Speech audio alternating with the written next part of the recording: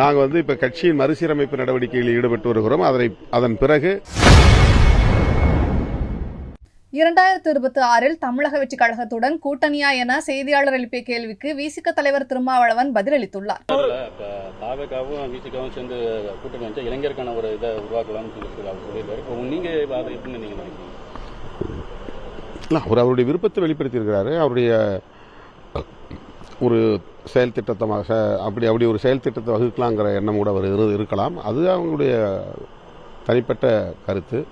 நாங்கள் ஏற்கனவே ஒரு கூட்டணியில் இருக்கிறோம் என்பதை பலமுறை நான் சொல்லியிருக்கிறேன். அந்த கூட்டணியை உருவாக்கியதில் விடுதலை சிறுத்தைகளுக்கும் ஒரு பங்கு உண்டு.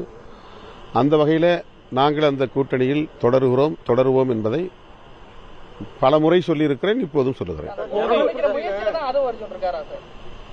நீங்க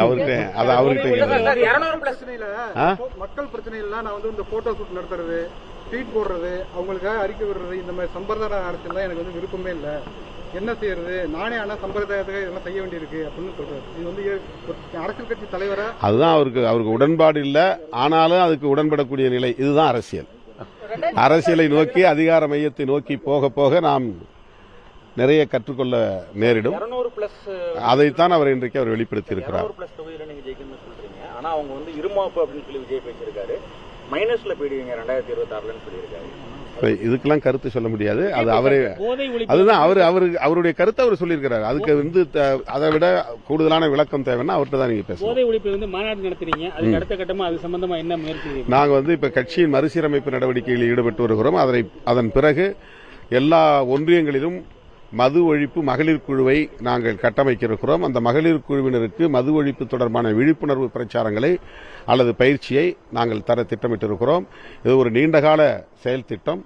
அதற்கான அடிப்படை பணிகளை இந்த மறுசீரமைப்பு முடிந்தவுடன் மேற்கொள்வோம்.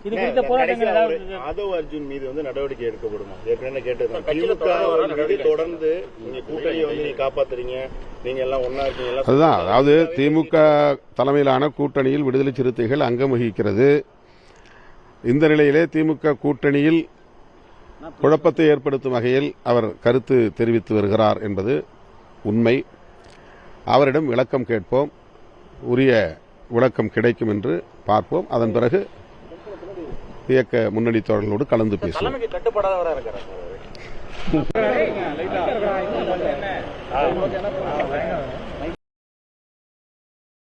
செய்திகளை உள்ளது உள்ளபடி தெரிந்து கொள்ள ரெஃப்ளெக்ட் நியூஸை சப்ஸ்கிரைப் பண்ணுங்க.